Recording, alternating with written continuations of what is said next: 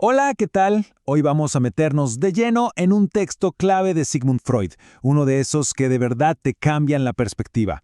Hablamos de inhibición, síntoma y angustia, y puntualmente vamos a seguirle los pasos en su investigación sobre cómo se forma un síntoma neurótico.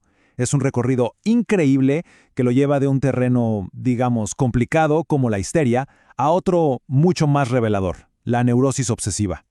A ver, la pregunta que arranca todo esto parece sencilla, pero es de una profundidad enorme. ¿Cómo nace un síntoma? O sea, ¿cuál es el mecanismo psíquico que le da forma, que le da vida? Esa es la gran incógnita, y lo que vamos a hacer es justamente recorrer el camino que Freud trazó para intentar responderlo. Entonces Freud empieza su análisis por donde parece más lógico, ¿no? Por la histeria. Pero, y aquí es donde la cosa se pone interesante, se encontró con una especie de callejón sin salida. La histeria, en lugar de darle respuestas, le planteó un enigma que lo obligó a cambiar toda su estrategia. Y aquí entendemos por qué. Freud describe la histeria de conversión como un terreno infecundo. Imaginen la escena. Tenemos un síntoma, por ejemplo, una parálisis en un brazo sin causa médica. Pero el yo del paciente actúa como si no fuera con él, como si dijera, sí, el brazo ese, no sé qué le pasa. Y para colmo, la angustia, que se supone que es el motor de todo conflicto, no aparece por ningún lado, sencillamente no está. Entonces, ¿cómo iba a entender Freud qué pasaba por debajo si la lucha no era visible? Era casi imposible. Y esta tabla lo resume perfecto. Fíjense el contraste. En la histeria, el yo se desentiende, la angustia está escondida, y el análisis se vuelve opaco, difícil. Pero en la neurosis obsesiva es todo lo contrario. El yo está en medio de la batalla, participando activamente. La angustia está ahí, es central, aunque se muestre como culpa o duda. Y por eso el análisis se vuelve, como decía Freud, remunerativo, o sea, que rinde frutos, que te deja ver la maquinaria psíquica funcionando. Así que, ¿qué hace Freud? Pues un movimiento brillante. Abandona ese terreno infecundo de la histeria y se enfoca en la neurosis obsesiva. No porque fuera más simple, para nada, sino porque era más transparente. Era como si la neurosis obsesiva le abriera una ventana para poder espiar el conflicto psíquico en tiempo real. Y qué mejor que escucharlo en sus propias palabras. Esta cita es potentísima. Para Freud, la neurosis obsesiva es el objeto más remunerativo porque la batalla no ha terminado. En la histeria, parece que la represión ya ganó y se silenció el conflicto, pero en la obsesión, la guerra civil interna está en pleno apogeo, a la vista de quien quiera mirar.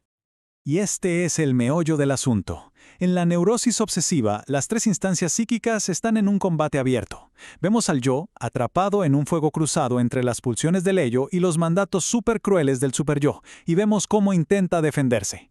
Y esas defensas, justamente, son los síntomas que observamos. Los rituales, las prohibiciones, esos pensamientos que dan vueltas y no se van.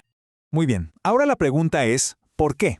¿Qué es lo que hace que este conflicto sea tan crudo, tan intenso en la neurosis obsesiva? Bueno, Freud nos da dos claves, dos mecanismos que son como el cimiento sobre el que se construye toda esta estructura. El primer mecanismo, y ojo que este es fundamental para todo lo que sigue, es la regresión libidinal. Dicho de forma sencilla, ante el conflicto edípico, la libido que estaba intentando organizarse en la etapa genital, como que se asusta, da un paso atrás y retrocede a una fase anterior, la sádico-anal. Y esto es clave porque ese retroceso tiñe toda la energía con componentes de agresión, de sadismo, de destrucción. Y claro, esa regresión genera un efecto dominó.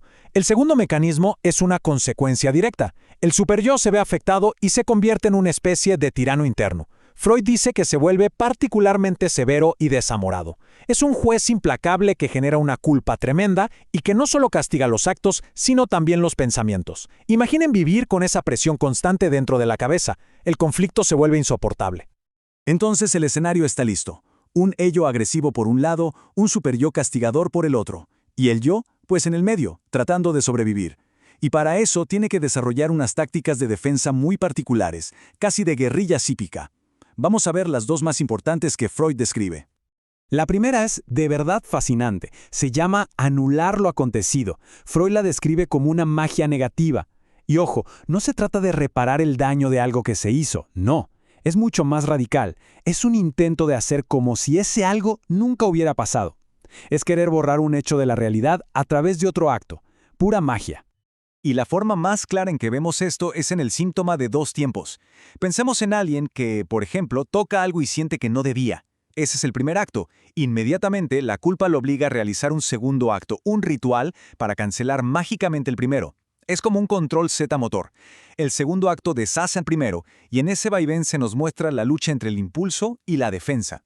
La segunda gran táctica de guerrilla es el aislamiento.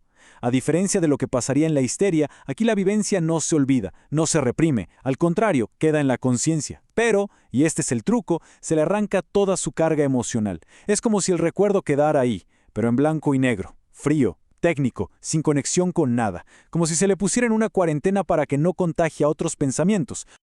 Y esta defensa del aislamiento no es para nada casual.